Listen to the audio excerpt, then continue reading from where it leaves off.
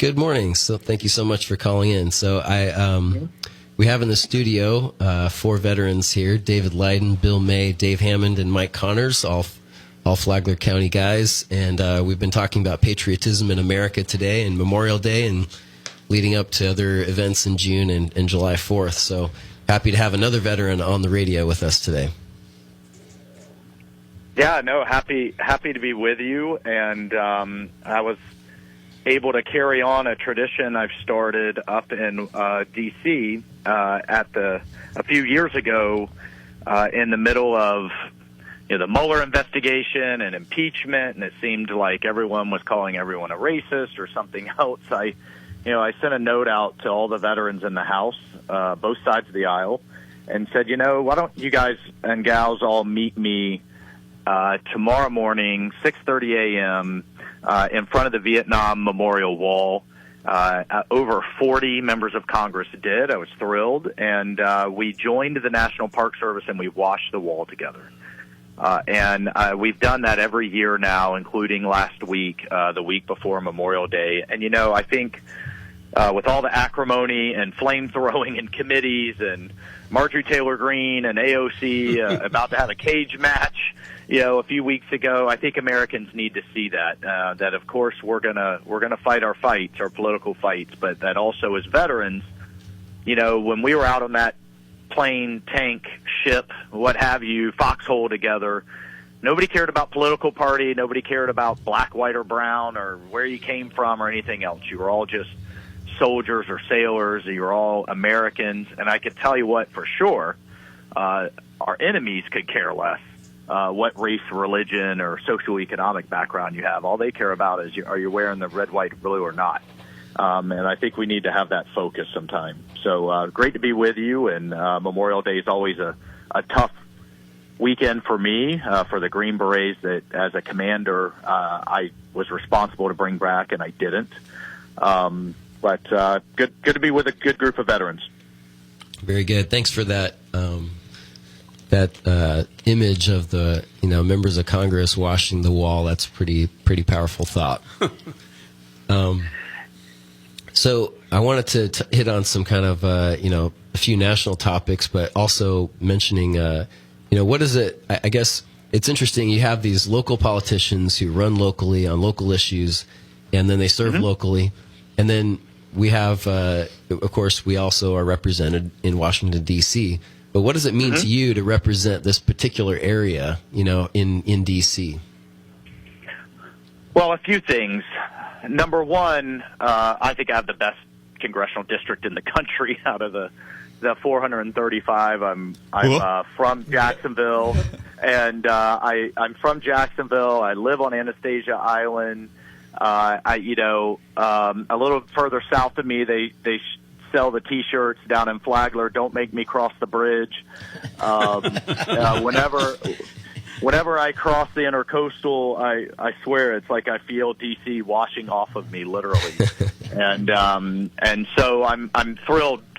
It's also a little bit surreal. I'm kind of, grew up in a kind of a old redneck family, not very much money, from the west side of Jacksonville. I never thought in a million years I'd be representing the area in Congress. But from a governing philosophy standpoint, I call myself a small government conservative. People ask me all the time, well, why isn't D.C. doing this and why isn't Congress doing that? And I'd say, you don't want them to. They'll mess it up. I spend a lot of my time trying to keep the federal government out of your lives and out of the way of our small businesses in the area, and fighting against ridiculous regulations. So I've tried to push power down as locally as possible. Things that we need are very different than, say, in Montana or Wyoming. They don't care about seawalls up there and beach erosion. We very much do. But to your point on the kind of the local and the state officials, we have to work hand in glove. It really has to be a team effort. Almost every type of project requires funding and priorities at every level. I just mentioned seawalls and beach renourishment. There's a huge U.S. Army Corps of Engineer element to that. If it's after a storm, there's FEMA. and what they contribute, but almost all of them have what they call matches, so that the state legislature has to put money in and the local county has to put money in. And so just to stay on that example, there's also right-of-ways with property owners to allow the construction equipment to come in. There's a local aspect there. So we really have to all understand the needs and the priorities. And then to the extent I am fighting in Washington, it's for our area to get its fair share of federal dollars. Mm-hmm. And I got to tell you, there's a lot of gamesmanship there. That's really where the sausage is made. You hear about these big federal programs. Well, they typically grant the money out to states, and how they determine what state gets which is, again, that's really kind of where the sausage is made. You have to have federal representatives that know how that game is played and how to fight for our area, which I do at every turn. Very good. Well, thank you very much for your service in all those different ways. I saw a story on Axios earlier this month where Donald Trump is giving a little comment about several people who he would consider as, what do you think about this guy for your vice president? What do you think about that guy? And right down there at the bottom of the list under W was Michael Waltz. And he said, a man that knows more about the military. When I want to know about the military, I call him. So what? Well, I don't know if you've heard that quote. Or, yeah. What do you think about that? And if you were asked to be the vice president, what would you think about that? And if not you, then who would you support? Well, geez. Well, first, kind words from the president, and it's an honor to have him say those things. Secondly, I was there, and he had a number of people up on the stage. And I'll just say, one thing is I was kind of looking around there and listening to the president and his remarks. A year or two ago, the mainstream media was saying President Trump wouldn't be able to get anybody to work with him. He's not going to be able to have any quality people on his cabinet, or much less his vice president. Nobody is going to want to stand up on a stage with him. Well, there was a lot of great Republican talented leaders up on that stage, any one of whom I think could really step into the role and support the president. Look, I'm 27 years in the Army as a Green Beret. The President of the United States calls you to serve, you salute, and you move out. It's not about me. It's about serving the country. So I'll just leave it at that.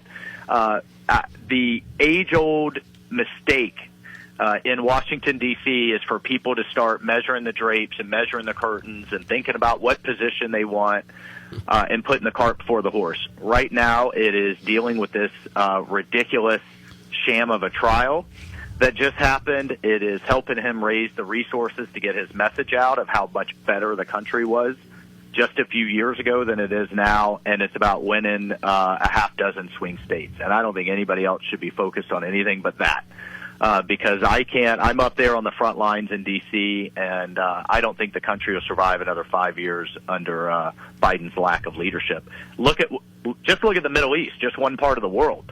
Just a few years ago, ISIS was largely defeated. Iran was broke and on its back foot, and we had the Abraham Accords. Literally, Nobel Peace Prize worthy deals and agreements coming out with Israel and the Arab states. And look at where we are now 3 years later with Israel under attack and at war, Iran on the marching towards a nuclear weapon, and ISIS is back. So we should just be focused on November. Very good. Excuse me. Very good. So, let's talk. We don't have a ton of time, and I know these are huge topics. We could write many books about these things. Quick. But speaking about the Trump trial, I know that's on a lot of people's minds. It's the biggest topic in the news right now. I know that it's been called a political witch hunt. Hit job or a witch hunt. My question is, if it's if we could say that the lawsuit, the current one, was politically motivated, what about the conviction? Like those jurors were all selected, by both sides, and they were, I don't know if is that also a political, witch hunt? The jurors. Well, No, I mean, it's a valid point. It's what the left is saying. Hey, this was just a jury of his peers.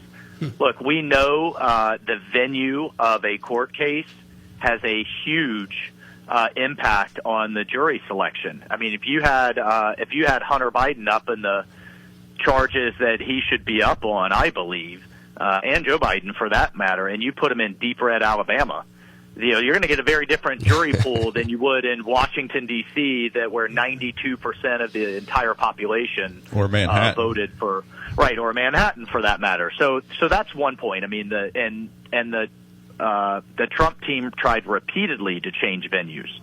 Point one, and then point two, the way the judge skewed what the jury saw, I think one is not going to survive appeal. Particularly with the instructions he gave the jury on how to interpret the law. And then, two, was just blatantly biased. I mean, there were a whole slew of witnesses, including Trump's CFO, the person actually putting the ledger in, including election law specialists on federal elections, because it was alleged this was a cover-up and an attempt to interfere in the 2016 campaign.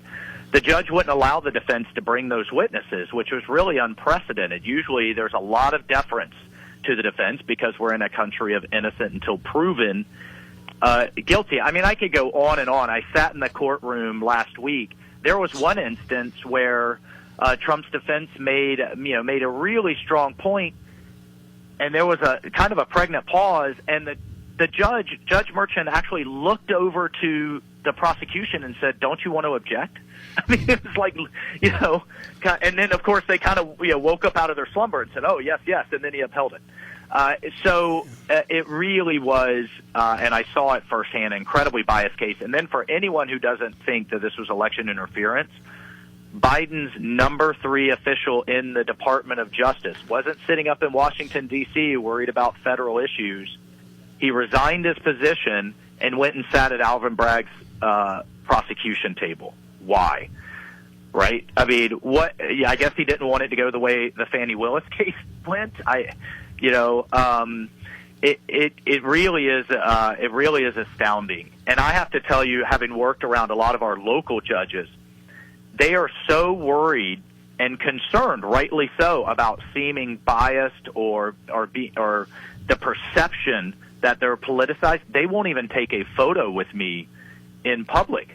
I know a judge who's married to a county commissioner, and he won't even go to a political event at all with his wife, even as a spouse, out of concern about the perception of any type of lack of objectivity. And then now you have one up in Manhattan that's a Biden donor, and whose daughter is making hundreds of thousands of dollars as a political operative. I think any judge I know in Florida would have recused themselves from that case out of concern for the rule of law. So I could go on and on.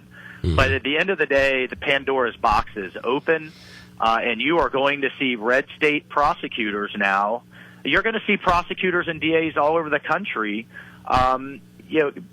becoming politicized. And I mean, this is what happens in the third world. I never thought I'd see it here. Well, that's what Alan Dershowitz, who's not a conservative attorney, longtime 60-year attorney, is afraid we're becoming a banana republic based on that's right. that trial that should have never been brought. Every prime minister of Pakistan in modern history has been sent to jail by the other side. And then the other side comes in and sends their next one to jail. And that's become normal there, and I fear this is a slippery slope that we're going down. And it's a sad day for the country. And ironically, politically, I think it only helps President Trump. I think angry voters are motivated voters, and his base is incensed. And they're only going to be that much more motivated to turn out. And in fact, his fundraising site crashed last night because there was so much traffic. He's very adept at harnessing that kind of enthusiasm. So, well, I think it's good. It'll be good for him politically, but in the long run, bad very for bad for the country. Yeah. So again, this could be books and encyclopedias worth. But since we have you, I want to at least get some sense of where do you think that we need to go with the Israel and Gaza situation. Yeah. You know, the one that Trump would turn to, you know, because you know so much about the military. I'd like to hear your perspective, not necessarily on, you know, how we got here, but where do we go next? How do we get out? How do we resolve this situation somehow? Well, and I've told the president this, and he knows it. There isn't a military solution here. I mean, there is in the sense of Israel has to destroy Hamas militarily, but in the short term, and we need to let them do that. And that would be the quickest way to alleviate the suffering in Gaza, because Hamas is taking any aid that we push into Gaza. So that's the military short term, but in the long term, the real solution, and President Trump knows this, is not military, it's energy. And at the end of the day, Iran is behind all of this. Iran is behind Hamas, it's behind Hezbollah, it's providing them the money, the training, the resources. How does Iran afford to do that? Well, the high price of oil. They're selling 90% of their illicit sanctioned oil to China. If we would simply flood the world with cheap and clean American oil and gas, you drive down the global price of oil, and you put Iran on their back foot economically. And below about $55 a barrel, they start to go into economic survival mode, and they wouldn't have the cash to fund the war in Gaza and to fund Hamas. I know that's a long, circuitous route, but at the end of the day, that's the best way we could help Israel, is by going back to maximum pressure on Iran. And oh, by the way, if we did that, you would solve the problem in Ukraine as well, because Russia is nothing more than a gas station with nukes. So you could literally kill two birds with one stone, put two of our enemies on the back foot, but it is Biden's out-of-control climate agenda that has us tapping the brakes on American energy. Meanwhile, the demand is still there, so the price stays high, and people are buying just as much Iranian and Russian oil and gas as they ever were. Why aren't they buying American oil and gas and not theirs? And oh, by the way, the third bird you kill with one stone is you drive down the price of gas at our pump. You also drive down the biggest engine behind inflation, which is energy and transportation costs. So literally, Biden could solve all his problems because by drilling and fracking, but they refuse to do it. Yeah, fascinating. I mean, everything is so interconnected in this flat world, you know, not that the world is flat, but metaphorically. I was a little worried about metaphorically, flat earther. Metaphorically speaking. But thank you so much for your insight. And is there anything you'd like to say to this group of veterans in the studio? Well, hey, I appreciate y'all's service. Number one. Number two, we need more veterans in leadership positions in our politics at every level: county commission, city commission, mayors, state legislatures, what have you. And then number three, I have the honor next week of going and jumping out of an original World War II C-47 with 10 other members of, bringing 10 other veteran members of Congress with me. And we're going to jump over St. Mary Glease, where the 82nd jumped, June 5th, 1944. All original uniforms, original birds. Wow. But I told the Speaker of the House, since we only have a one-seat majority, all the parachutes will be new. So don't worry. It'll be fun. Very good. Awesome. Well, thank you so much again for your service and what you're doing and bringing your expertise to the country and to our district. Absolutely. I'll come and sit with you guys in person. Sounds great. Thanks Love so to much. do that. All righty. All right.